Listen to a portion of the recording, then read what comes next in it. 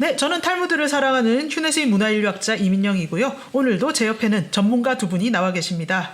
예, 유대인 현자들을 애정하시는 유대인 전문가 홍익희 교수님. 예, 안녕하세요. 네, 그리고 탈무드를 애정하시는 탈무드 전문가 김정환 대표님. 네, 미스터 탈무드 김정환입니다. 반갑습니다. 예, 저희가 지금 몇 달 동안 탈무드 원전 중에 피르케이 아보트를 연구하고 있는데요. 지금 뭐 6권 중에 4권째에 이제 들어갑니다. 사라는 숫자가 우리 문화권에서는 죽을 사. 그래서 좀 재수 없다고 기피를 했지만 개인적으로는 좋아하는 숫자입니다. 반 이상 넘어가니까 왠지 안도가 되잖아요. 그리고 또 서양 문화권에서는 지수화풍 4가지 원소를 뜻하기도 하는데요. 저희도 뭔가 이제 원소가 갖춰져서 조금 안정적으로 흘러가는 것 같아요. 어떠세요? 맞나요, 제 말이? 네, 이제 그 방송에 조금 익숙해진 것 같습니다. 그래서 좀 말할 때도 방송용 멘트도 좀 골라서 쓰게 되고 그런 능력이 생긴 것 같아요. 네, 오늘 또 이렇게 액세서리도 굉장히 방송용으로 많이 신경 쓰시고 오신 것 같아요. 네. 보이는 게 매우 중요하기 때문에 유튜브 같은 경우는 그래서 좀 신경 썼죠. 네. 네. 교수님 어떠세요? 예, 저는 아직까지 탈무드는 좀 생소해요. 근데 하여튼 우리한테 주어진 게 어떻게 하면 이 어렵고 딱딱한 탈무드를 그 재미있게 청취자들에게 전달해야 할지가 숙제인 것 같아요. 네, 그러면 본격적으로 피르케이 아보트 4장도 숙제를 하는 기분으로, 그러나 딱딱 재미있는 부분만 요점 정리해드리는 기분으로 제가 4장 1절부터 읽어보도록 하겠습니다. 1절부터 배움에 대한 얘기가 나오네요. 읽어볼게요. 벤조마는 말한다. 누가 지혜로운가? 모든 사람으로부터 배우는 사람이다. 말씀하시길 나의 명철함이 나의 모든 스승보다 나으며 누가 강한가? 개인적인 의도를 억누르는 사람이다. 말씀하시길 노하기를 더디하는 자는 용사보다 낫고 자기의 마음을 다스리는 자는 성을 빼앗는 자보다 나으니라. 누가 부자인가? 분수로 행복한 사람이다. 말씀하시길 네가 네 손이 수고한 대로 먹을 것이라. 네가 복되고 형통하리로다. 너는 현세에서 칭찬을 받고 천국에서는 복을 누린다. 누가 명예로운가? 다른 사람을 존중하는 사람이다. 말씀하시길 나를 존중히 여기는 자를 내가 존중히 여기고 나를 멸시하는 자를 내가 경멸하리라. 여기서 지혜로운 자, 강한 자, 부유한 자, 명예로운 자 막 어떤 사람이냐 계속 물어보는데요. 저는 뭔가 이게 명심보감 같은 데서도 본 내용 같기도 하고 이게 동서고금, 과거, 현재 다 적용되는 인간의 뭔가 보편적인 진리인 것 같아요. 그래서 오늘날에도 도움이 되는 내용 같은데 또 심오한 뜻이 있겠죠. 네. 그 벤조마라는 사람은 아직 누군지 잘 모르고요. 네. 이게 보통 유대인들 이름 지을 때 앞에 자기 이름 넣고 그다음에 아버지 이름을 냈거든요. 벤 다음에 벤이라는 말이 아들이라는 뜻인데 그 뒤에 오는 이름이 아버지 이름이에요. 그래서 여기서 보면 그냥 조마라는 아버지의 아들 이렇게 돼 있어요. 이름이 없단 말이죠. 그래서 이것에 대해서 여러 가지 분분한 의견이 있는데 아직 누가 누군지 잘 모릅니다. 그래서 어떤 현자이긴 한데 이름을 밝히지 않은 현자다 이렇게 보시면 될 것 같고요. 그래서 보면 지혜로운 것, 강한 것, 뭐 부자, 그다음 명예로운 것 이 4가지는 사실 유대인들뿐만 아니라 모든 사람들도 다 행동을 하는데 동기가 된다고 해요. 모티브인데 지혜롭게 되고 싶어서 교육을 받는다든지 뭐 강하게 되고 싶어서 무술을 배운다든지 뭐 몸을 단련한다든지 아니면 뭐 남보다 더 잘 살고 싶어서 부자가 되고 싶어 한다든지 존경을 받고 싶어 한다든지 여러 가지 이제 자기 욕망들이 있잖아요. 이게 그 메슬레의 뭐 욕구 5단계하고도 좀 비슷해요. 네, 그러네요. 네. 그래서 인간의 보편적인 욕망이죠. 네네. 그래서 그 어떤 그 다니엘 라핀이라는 유명한 랍비가 있거든요. 그 랍비는 그 에덴 동산에 흐르는 4개의 강으로 비유해요.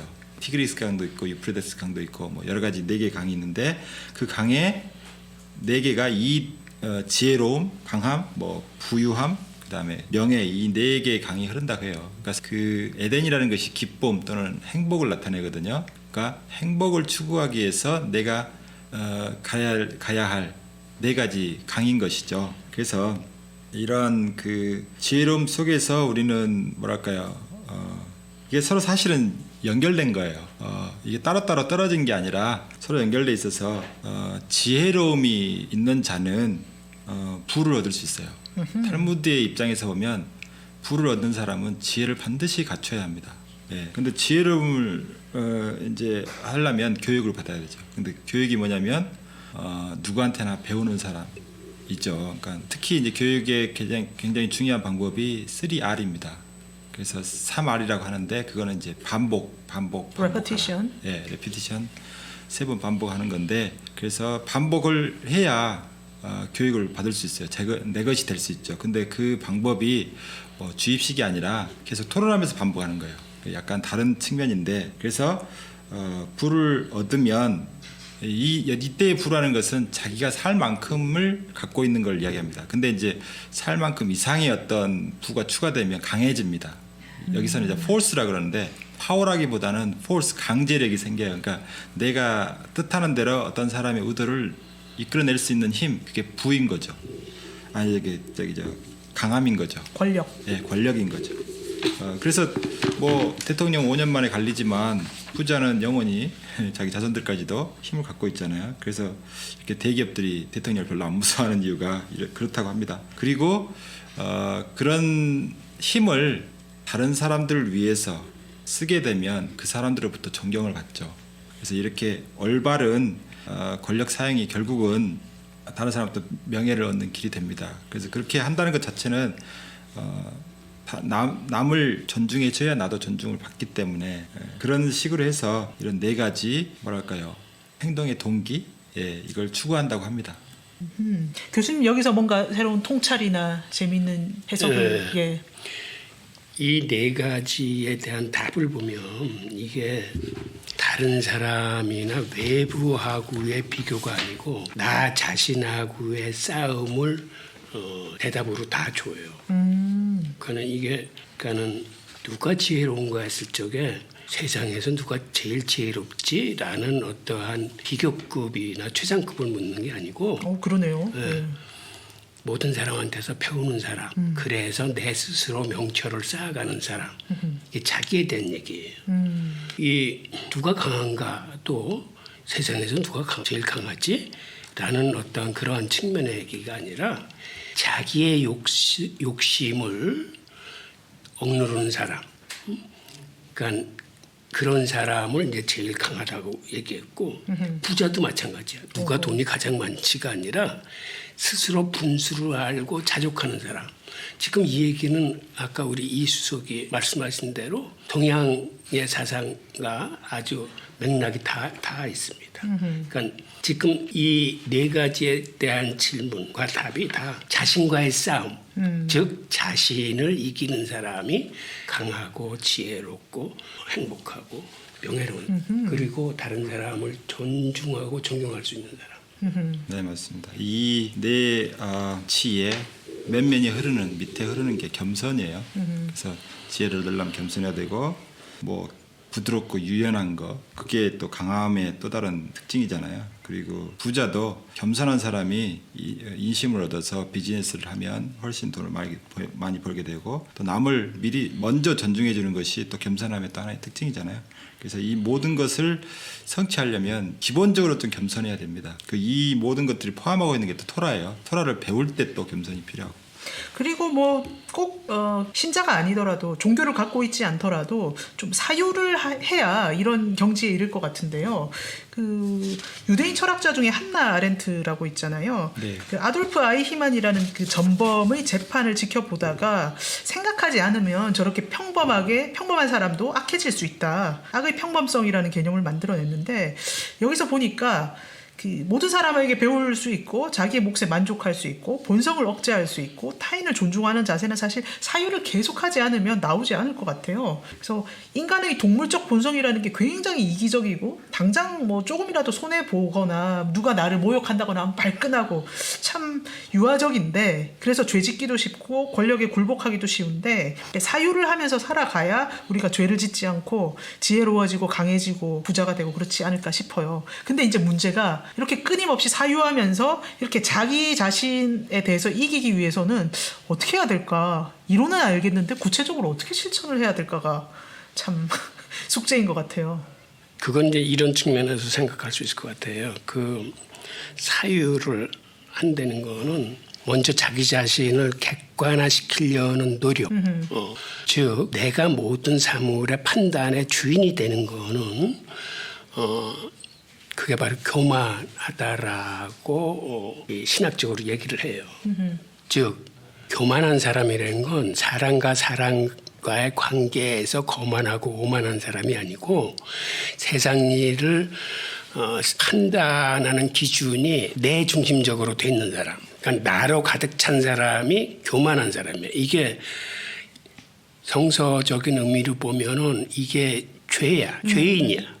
그래서 유대인들은 안식일이라는 걸 갖는 이유는 최소한 일주일에 하루만이라도 내 중심에서 나를 비워놓고 그 자리에 하나님을 모셔가지고 하나님의 눈으로 세상을 보고 이해를 하자.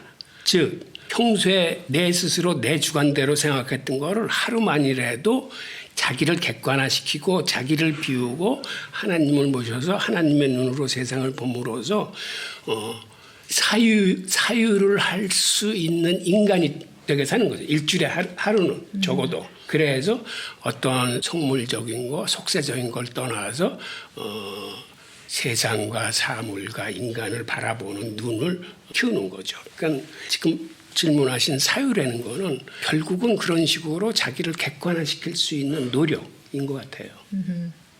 제가 이제 제 의견은 이렇습니다. 그러니까 뭐가 필요할까?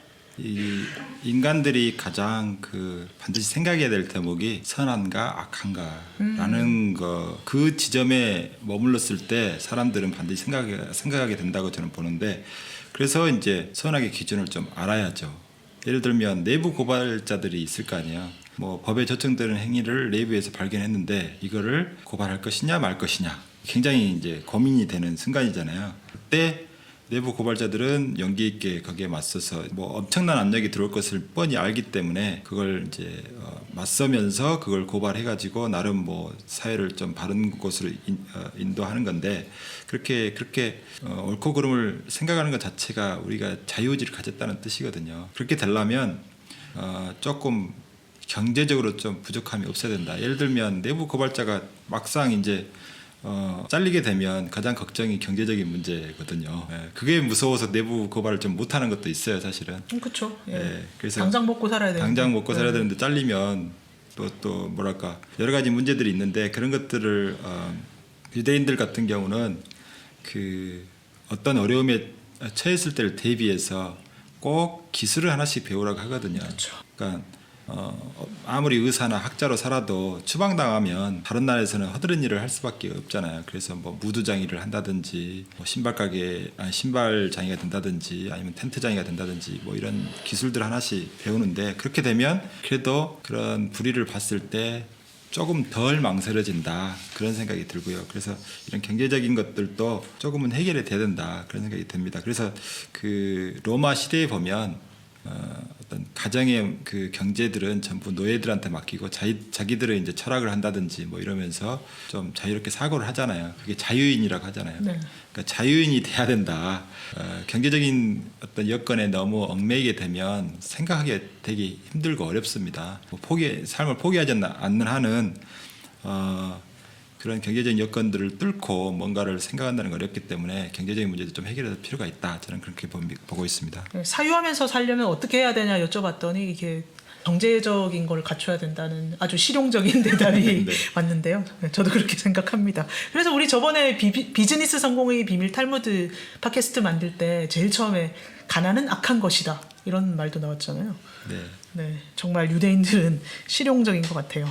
근데 악하다는 게 또 이런 성서에서는 이런 의미로도 얘기를 하는데, 우리가 뭔가를 안다라고 생각하는 순간에 자기의 어떠한 주관뿐만 아니라 독단과 편견이 자리 잡을 때, 즉 뇌가 굳어지는 거죠. 뇌가 굳어지는 이러한 현상을 이거를 성서에서는 악으로 규정해요. 그러니까는 사람이 자기가 옳다, 안다라고 생각하는 순간 다른 사물이나 사람을 보면서 저건 틀렸다라고 생각하는 거거든.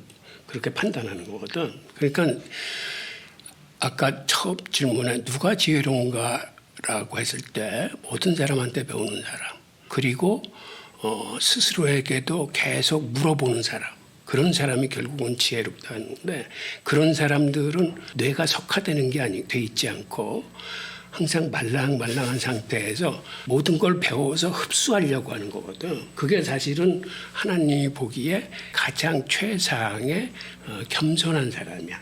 지적 탐구나 배움에 있어서도. 네. 그래서 예시바에서 예전에 1학년을 현인이라고 불렀어요. 그다음에 2학년을 철학자라고 불렀어요. 3학년이 되면은 비로소 상급 학년이 되면은 그때 그들을 뭐라고 부르냐 하면 그들을 학생이라고 불렀어요. 그러니까 학생이라는 거는 평생 호기심을 갖고 배우려는 자세가 된 사람이 학생이야. 그러니까 학생은 현인이나 철학자보다도 높은 상태에 있는 사람을 얘기하는 거거든. 그런 의미에서 우리가 뭐를 안다. 그래서 저건 틀렸다라고 생각하는 순간 우리는 굉장히 굳어지고 위험한 사람이 되고 심지어는 성서에서는 그런 사람을 악한 자라고 표현해요.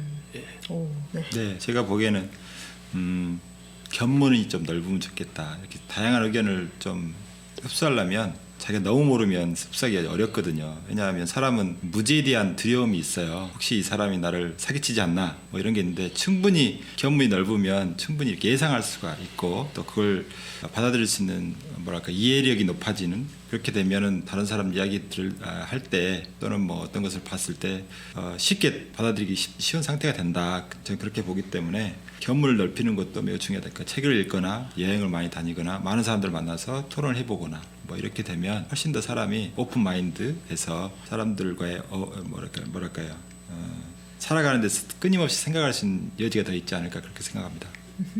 네, 3절 읽어볼게요. 벤 아자이가 말하고 있는데요.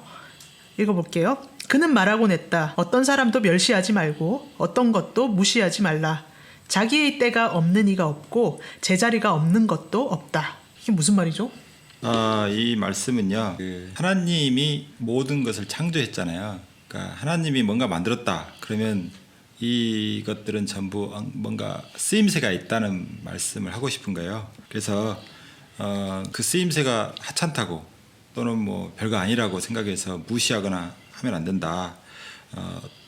사람도 지금은 좀 가난하고 뭐 형편없을 수 있지만 이 사람이 또 열심히 또 노력해서 성공할 때도 있고 자기 때가 찾아오면 어떤 물건도 지금은 이 물건이 어디에 쓰일지 잘 모르지만 어느 땐가는 꼭 필요할 때가 있다 이 말이죠. 그래서 결코 무시하지 마라. 모든 것은 다 목적이 시 탄생됐다. 그 말씀을 하고 있습니다. 이거 아까 홍익희 교수님이 말씀하신 대로 머리가 안 굳어야 이게 가능할 것 같아요. 머리가 굳어버리면 뭐 보는 순간 이건 쓸데 있어, 쓸데 없어. 나한테 어떤 거야, 의미 없어. 뭐 이렇게 막 분류를 해버리잖아요. 근데 머리가 말랑말랑하면 어떤 것도 멸시하지 않고 무시하지 않을 것 같아요. 맞나요? 네.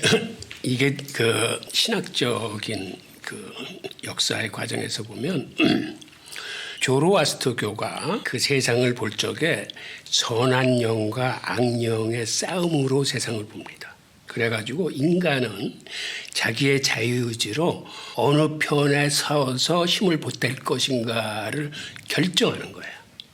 그러니까 선한 영의 편에 서서 세상의 악령들과 싸움을 결정한 사람이 나중에 최후의 심판에서 하나님으로부터 구원을 받는 겁니다. 그런데 이 선한 영이나 악령이나 이걸 누가 만들어냈냐면 유일신께서 만들어내셨어요.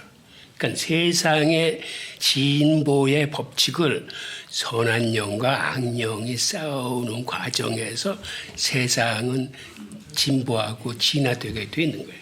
거기서 사람들이 자기 역할이 있는 거죠. 그런 의미에서 신학적인 의미에서 이렇게 볼 수 있는데 이거는 사실은 동양의 음양오행설하고 비슷해요. 오, 네. 그러니까 세상을 동양에서는 음과 양으로 그것들이 서로 화합하고 혹은 다투고 하는 과정에서 세상이 굴러가고 발전하듯이 그러니까 서양에서는 그게 선한 영과 악령이라고 봤기 때문에 그는 세상의 악을 당신께서 창조하셨고 그 악을 해양하면서 싸우면서 세상이 발전하게 만들고 인간도 영적으로 성숙하게 만들었기 때문에 어느 거 하나 쓸모없는 게 없는 거지. 사실 인간의 눈으로 볼 기에는 저 인간 저런 인간은 왜 살아? 하지만 네. 하나님께서는 그거를 반면교사로라도 하여튼 쓰임이 있게 만들었기 때문에 그런 의미로 우리가 이거를 해석할 수 있어요. 또 하나는 이제 그 인간이 항상 선한 것도 아니고 우리가 보기에 저 사람 참 선하게 살았다.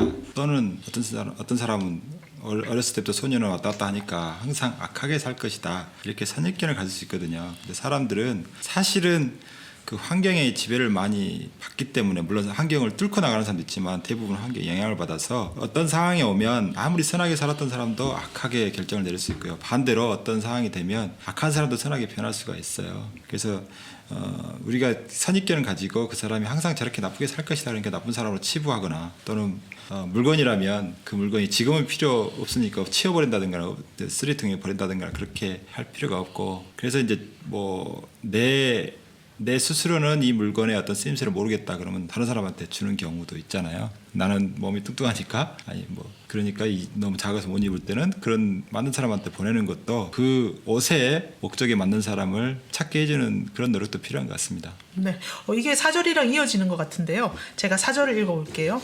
야브네이 랍비 레비타스는 말한다. 영적으로 대단히 겸손하라. 죽을 수밖에 없는 사람의 예정된 끝은 벌레들이기 때문이다. 그러니까 지금 말씀하신 게 영적으로 겸손하라는 거하고 이렇게 딱 상통하는 것 같아요. 네, 여기서 이제 영적으로 겸손하라. 이 말은 겸손하라는 말이 사실은 모세를 통해서 좀 배울 수 있거든요. 왜냐하면 성경이 겸손한 사람으로 모세를 딱 찍었거든요. 그렇기 때문에 모세를 보면 참 겸손이 어떤 건지를 알 수 있는데 모세는 항상 유대인의 지도자였지만 다른 사람이 내 위치에 오면 나보다 더 잘할 것이다라고 생각했어요. 늘. 그렇기 때문에 남을 높였던 사람이고 또 자기를 또 낮췄고 때로는 이제 모욕을 당할 때 또 참을 줄 알았던 사람이기도 해요. 그러니까 뭐 유대인들이 뭘 먹고 싶은데 안 주면은 막 하나님에 대해서 막 뭐라 그러고 모세에 대해서 막 뭐라 그랬을 때 그 모욕을 더 참았던 사람이기도 해요. 그래서 이제 겸손한 사람의 특징이 남을 높이고 자기를 낮추되 또 때로는 모욕을 당할 때 또 참을 수도 있는 성품을 가진 사람이다 이렇게 보면 되겠습니다. 저희가 참고하는 하임 출판사 책에서 랍비 라우는 요런 얘기를 했어요. 이 대단히 겸손하라, 매우 겸손하라. 이게 히브리어로는 매우 이렇게 두 번 반복하나 봐요. 네. 그래서 겸손의 두 가지 면을 말한다고 했는데 타인을 높이는 것, 자기의 결점을 아는 것 이렇게 네. 두 가지라고 해놨더라고요. 그러니까 이제 말씀하십시오. 히브리어는 비교급과 최상급이 없어. 오. 그래서 강조하고 싶을 때 어허. 비교급은 2번 반복해. 아하. 최상급은 몇 번 반복해? 3번. 3번 반복해. 네. 네. 그래서 여기서 매우라고 했다는 얘기는 그냥 겸손하라가 아니라 겸손해라. 그리고 또 겸손해라.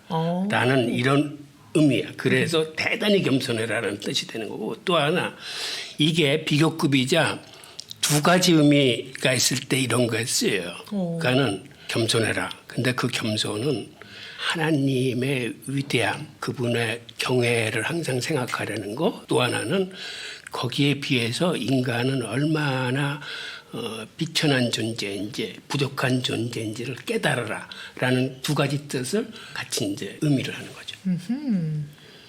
네, 그럼 6절로 넘어가 보겠습니다. 랍비 이시마엘 바르 랍비 요새는 말한다. 랍비가 두 번 나오네. 랍비 요새는 아버지 이름이죠. 네, 랍비 이시마엘 바르 랍비 요새는 말한다. 가르치기 위해 토라를 연구하는 사람에겐 연구하고 가르칠 수단이 주어진다. 그리고 실천하기 위해 토라를 연구하는 사람에게는 공부하고 가르치며 지키고 실천할 수단이 주어진다. 이름이 좀 오묘해요. 왜 이렇게 랍비 있죠? 요새의 아들 랍비 이스마엘 이렇게 보시면 될 것 같습니다. 랍비 요새의 아들 랍비 이스마엘 이런 뜻 같은데? 네네 그런 뜻인데 랍비 요시라고 부르기도 하고 원래 유대인은 성이 없어. 그래서 바르나 벤을 쓰는 거는 그 사람을 얘기할 때 똑같은 이름이 많을 거 아니야. 그러니까 그 사람을 얘기하면서 어느 지역의 누구 족보. 혹은 누구의 아들 누구 이런 식으로 얘기하는 거예요. 항상. 유대인들이 성을 갖게 된 건 근대에 들어왔어요. 근대에 들어와서 그들이 이제 성을 사. 네, 한국도 비슷한 거 아니에요? 그렇지. 한국도 이제 그 노비에서 상놈에서 양반 문화로 갈 때 그런 식으로 돈 주고 샀죠. 예. 근대에 들어와서 사는데 돈 있는 사람은 괜찮은 걸 사. 아하. 근데 돈이 없는 사람은 네. 그냥 자기의 직업이나 이런 싸구려성을 사. 나중에 구두수 성공 나오던데. 예. 그래서 사실은 골드스미스는 옛날 그 저거 대장장이? 대장장인데 그거보다는 좀 저거 한 거. 그러니까 뭐냐. 은세공사? 그렇지. 금세공사. 아, 금세공사. 예. 이런 사람들이고, 그러니까 옛날 우리가 이 탈무드나 이런 걸 보면서 얘기할 적에는 이게 다 이름이야. 근데 네. 이름만 가지고 안 되니까 뒤에 누구의 아들이냐, 어느 지역 사람이냐를 그렇게 구분짓는 거예요. 네, 예수님도 뭐 예수 벤 요셉 뭐 이렇게 써야 되는데 거기는 나사렛을 쓰잖아요. 아, 그러네요. 예. 지역이나 사람을 쓰는 지역을 쓰는 거야. 랍비 이름 중에 보면 나사렛의 누구, 랍비 누구 이렇게 아니면 뭐 앞에 지역 이름 넣고 자기 이름 넣는 경우도 있거든요. 그러면 그 지역에 이름이 너무 많은 경우 같은 경우는 이제 아버지 이름 넣고 또 아버지 이름이 비슷한 사람이 또 많으니까 왜 그러냐면 유대인들은 그 자기 조상들의 그 이름을 따서 많이 지어요. 이름을 짓다 보니까 이름이 너무 똑같은 게 많아. 그걸 구분하려니까 지역 이름이든지 아버지 이름이든지 나중에는 이제 성까지 이제 뭐 하지만 당시에는 그렇게 이름이 같은 사람이 많았다는 거예요. 그러니까 유대인들의 이름 짓는 법도 있는데 사실 그들이 가장 좋아하는 이름은 구약 성경에 나오는 사람들이야. 네. 그래서 구약 성경에 나오는 야곱이나 이런 게 지금도 미국에서 제이콥이나 잭이나 이런 사람이 가장 많은 이유가 그들이 구약 성경에 이름을 따서 했기 때문에.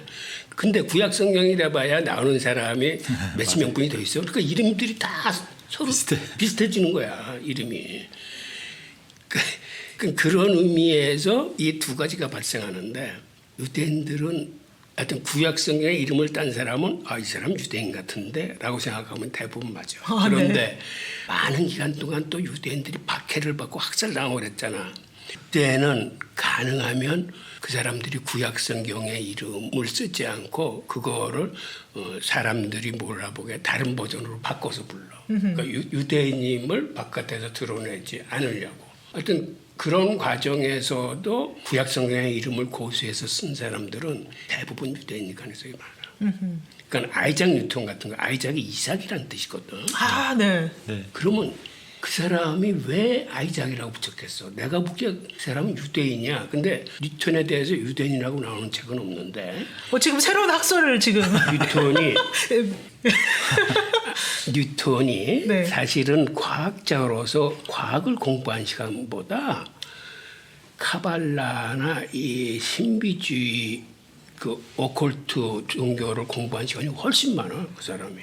거기서 지혜가. 예. 근데 이 랍비 이시마엘 바르 랍비 요새는 왜 이런 얘기를 한 거죠?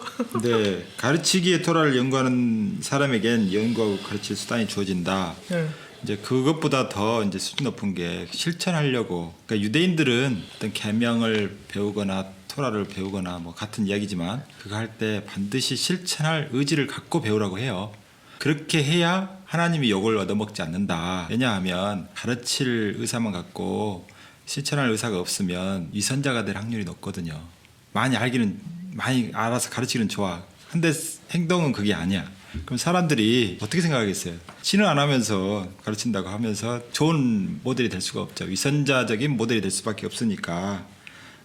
근데 그 신약 성경을 보면은 바리새인들이 막 이렇게 위선적인 거 많이 하거든요. 그래서 해칠한 무덤이라는 소리도 듣고 독사의 자식이라는 소리도 듣고 그러는데 그때 예수님이 그러거든요. 쟤네들 행동은 보지 말고 말은 그래도 받아들여라 이렇게 얘기하거든요. 말은 옳은 소리 하니까. 네. 예, 그런 나쁜 사례들이 있어서 기왕이면 자기가 가르친 것과 행위하는 게 같으면 그 제자들이 훨씬 더 그걸 롤모델 삼아서 훨씬 좋은 사람으로 바뀔 수 있잖아요. 근데 그걸 여기 이야기하는 미시나에 나오는 두 문장이 동급인 것 같은데 뭐 가르치기 위해서 토라를 연구하든지 실천하기 위해서 토라를 연구하든지 그 수단이 주어진다. 그러니까 뭐 가르치든 실천하든 뭔가 이렇게 사는 게 힘들어도 먹고 살 거는 다 하나님이 주신다. 뭐 이런 뜻으로 읽힐 수도 있을 것 같은데요. 그러니까 하나님이 이렇게 위에서 역사하신다라는 그런 뜻이에요. 그러니까 이런 여건들을 만들어 주신다. 근데 더 좋은 걸 하면 좋잖아요. 실천할 의사를 갖고 하면 훨씬 더 많은 수단을 주시는데. 아니 이게 신학적 의미로는 이런 뜻을 갖고 있어요. 기독교는 뭘로 구원됩니까? 믿음, 믿음. 그렇다면 유대교는 실천. 맞아요. 아, 공부 좀 했어요. 네. 이게 그런 의미에서 율법을 아는 걸로 그치면은 구원이 안 돼요. 율법을 실천해야만이 구원이 되는 거예요. 그러니까는 실천한다는 게 그냥 알고 가르치는 것보다는 훨씬 궁극적으로 중요하다는 얘기가 사실은 실려 있어요. 그러니까 심지어는 이런 얘기도 있어.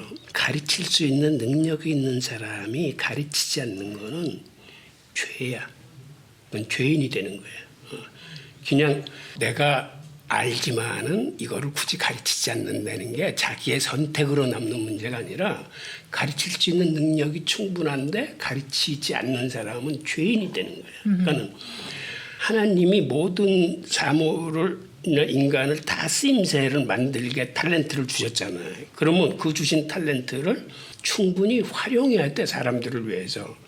내가 지식의 탤런트를 받았어. 그러면 그 지식을 다른 사람을 위해서 써야 돼. 내가 다른 사람보다 돈이 많은 부유함의 탤런트를 받았어. 그러면 그 돈을 다른 사람을 위해서 써야 되는 거야. 지식이건 탤런트건 돈이건 하나님이 주신 거는 하나님의 의도에 합당하게 쓰여져야만 내가 내 할 일을 다 하는 거야. 그렇지 않고 그거를 쓰지 않는 사람은 죄인이 되는 거예요. 근데 저는 이 두 문장이 동급인 것 같은데 뭐 실천하는 게 가르치는 것보다 더 낫다 이런 말 아니잖아요. 6절요. 아니 여기는 그렇게 쓰여져 있다 하더라도 사실은 이 뜻이 알고 가르치는 것보다는 알고 가르치고 그거를 행하는 실천하는 게 신학적인 의미에서는 이게 궁극의 목표예요. 네. 맞습니다. 그러니까 뭐 동급이라고 보여지겠지만 이거는 이제 실천하는 사람이 훨씬 더 수준이 높은 거죠. 그게 훨씬 어렵습니다. 네, 그냥 보이는 대로 읽으면 안 되는 거군요. 공부할 때는 가르치려고 하면 그냥 대충만 알아도 같이 있어요. 근데 디테일하게 가르치려면 실제로 해봐야 되거든요. 실천해봐야 거기에 어떤 여러 가지 장애물이나 이런 거 어려움들을 체험할 수 있는데 그래야 더 뭐랄까 디테일하게 자세하게 가르칠 수 있잖아요. 근데 그냥 단순히 뭐 책 암기해서 또는 설명 들어서 그걸 숙지해서 가르친다 그런 거는 뭐 그렇게 디테일하게 경험할 이유가 없는 거죠. 그러니까 이제 경험의 차이, 그러니까 어떤 목적의 차이가 결국은 깊이의 차이를 같이 만드는 거죠. 좀 더 자세하게 실천하기 위해서는 엄청나게 깊이로 공부해야 되고 뭐 가르치려고 하면 그렇게까지 할 필요는 없다는 거죠. 네. 자, 그럼 7절을 읽어보겠습니다. 랍비 짜독은 말한다. 내 자신을 공동체로부터 분리하지 말라. 판사로 복무할 때 변호사처럼 행동하지 말라. 토라를 개인의 영광을 위한 면류관이나 땅을 팔 가래로 만들지 말라. 힐렐도 역시 그렇게 말하곤 했다. 사욕을 위해 토라의 면류관을 이용하는 사람은 사라질 것이다. 이것으로부터 토라의 말씀으로부터 개인적인 이익을 취하려고 하는 자는 누구나 세상으로부터 그의 생명을 제거한다는 것을 깨달으라. 토라는 그 자체가 목적이기 때문에 절대로 토라를 이용해서 사리사욕을 채우려 하면 안 된다. 그런 말씀을 하는 건데요. 뭐 앞에는 짜독이 이야기하기를 공동체로부터 분리하지 마라. 그러니까 이거는 탈무드에 계속 나오는 얘기잖아요. 예, 토라하고 왜 관련이 있을까요? 없을까요? 있겠죠. 네. 왜냐하면 그 토라를 공부할 때 항상 하부타시기로 2 이상 같이 공부하라는 것에 이렇게 좀 어울리는 말씀이고요. 판사 이렇게 랍비들은 그 율법을 가지고 사람들을 판결하는 일이 많거든요. 그 판사로서 업무할 때가 많은데 그때 이렇게 어떤 강하다고 해서 그쪽 편을 들거나 또 약하다고 해서 그 사람 무시하거나 그러지 말고 명확하게 사건의 전후 사정을 따져서 법과 양심, 우리 그 법관들이 자주 이야기하잖아요. 법과 양심에 맞춰서 자기가 그 하나님의 그 가르침에 따라서 판결할 때 옳은 판결을 하고 그때 평화가 이루어진다 이렇게 보고 있습니다. 여기 혹시 뭐 다른 해석 있으세요? 그 공동체로부터 분리하지 마라 이런 건 사실은 유대교의 핵심은 공동체입니다. 그러니까 공동체 정신이 정의와 평등인데, 즉 이게 율법의 기본 정신이에요. 정의라는 건 약자를 돌보는 게 정의예요. 그러면은 얘기는 뭐냐면 그 예배당이라거나 교회는 항상 약자를 돌보고 모든 사람이 평등하다라는 게 궁극적인 교회의 자기 존재 이유야, 존재 이유. 그래서 그거를 가르치는 건데, 현대에 와서는 여기서 토라를 수단으로 쓰지 말라, 토라로 자기 이익을 구하지 말라라고 얘기는 우리가 어떻게 이해를 할 수 있냐면, 요새 교회는 공동체 정신을 점차 퇴색해 가면서 이 성경을 장사의 수단으로 활용해서 큰 성전을 짓는다거나 교회를 기업화해서 세습화시킨다거나 하는 거는 근본적으로 공동체 정신에 위배되는 겁니다. 저는 이거를 읽으면서 이것의 본질에 충실하기 위해서는 우리 교회가 옛날에 공동체 정신으로 다시 돌아가야겠구나. 그러니까 그 성전 중심, 이거를 어떤 기업으로 생각하는, 즉 성경을 수단으로 해서 삼으면은 결국은 제거될 수뿐이 없는 그런 시스템을 만들어야 되죠. 네, 8절을 읽어보겠습니다. 랍비 요새는 말한다. 토라를 존중하는 사람은 누구나 사람들로부터 존경을 받고 토라를 욕되게 하는 사람은 누구나 사람들로부터 멸시받는다. 이건 뭐 딱 봐도 그럴 것 같아요. 계속 지금 토라를 최상으로 존중해라.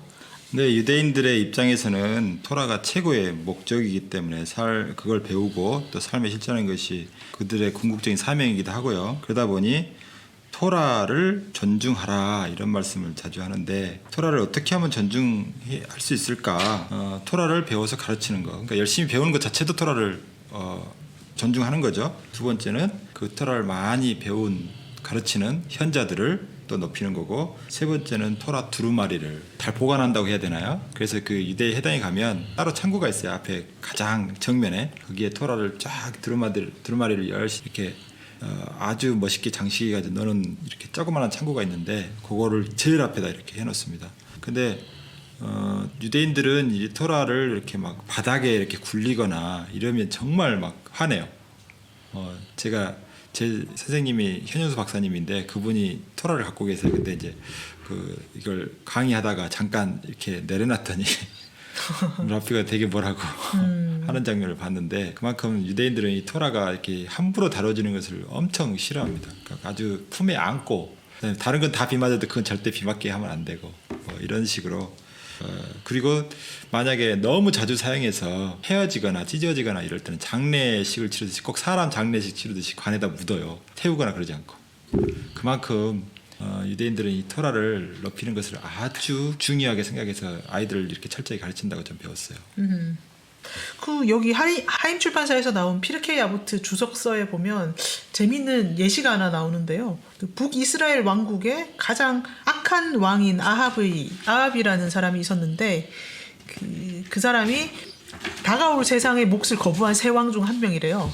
그럼에도 불구하고 20년이나 왕좌에 앉아 있었는데, 그거는 바로 그 사람이 히브리어 알파벳 22자로 기록된 토라를 높였기 때문이다. 그래서 악인이라도 이 토라를 높이면 복을 받는다, 뭐 이런 모순적인 내용인가? 뭐 좀 헷갈리네요. 네, 그러니까 이제 말 그대로 악인이라도 토라를 높이는 사람에게는 하나님께서 복을 주신다, 이런 내용이 맞습니다. 그러니까 이제 그만큼 토라가 중요하다는 걸 말씀드리고 싶은 거죠. 아무리 악인이라도 토라를 잘 높이고 토라 현자들을 높이고, 뭐 자기가 토라를 뭐 가르치진 않았겠죠, 악인이니까. 하지만 그 토라 두루마리라도 이렇게 귀하게 여긴다면 절대로 하나님께서 그동안에 물론 그 사해 주진 않습니다. 근데 그 살아있는 동안에 왕자를 오래 지킬 수 있게끔 복을 주신다는 내용입니다. 저는 악인인데 그 탈무드 팟캐스트를 만드니까 복 좀 받을까요? 네, 당연히. 뭐 악인이라고 하실 필요는 없고, 그래서 뭐 토라 자체를 뭐 토라 책이 수로만으로 된 건 따로 이제 예배 시간에 많이 쓰고, 책으로 된 것도 있잖아요. 이걸 후마시라고 그러는데, 후마시 이런 것 올려놓으면 안 돼요. 다른 책을 겹쳐놓으면 안 돼요. 항상 그것 자체로만. 그 예시바에 가니까 따라다니면서 그걸 가르치는 사람이 있더라고요. 네. 그러니까 탈무드나 이런 것들을 이렇게 여기서 공부하고 있다면 제목이 이렇게 보여야 돼요. 근데 이렇게 삐뚤어져 있거나 그러면 다시 이거 아이고야. 다시 이렇게 놔야 돼. 그러면서 챙겨주고 하시는 분도 있더라고요. 그러니까 토라를 그렇게 귀하게 여기는 그런 관습이 있어요, 유대인들은. 이 말씀이 그 이야기를 하고 있는 것 아무튼 같습니다. 그 정신은 토라를 정말 귀하게 여겨라. 예, 그거죠. 예. 함부로 그 토라 자체가 하나님 말씀이고 좀 더 깊이 들어가면 하나님 자체이기도 하잖아요. 근데 그렇게 하나님 말씀을 허투루 대한다? 그러면 하나님을 또 이렇게 이름에 먹칠할 수도 있으니까 유대인들한테는 굉장히 중요한 일이죠. 교수님이 해석이 또 있을 것 같아요.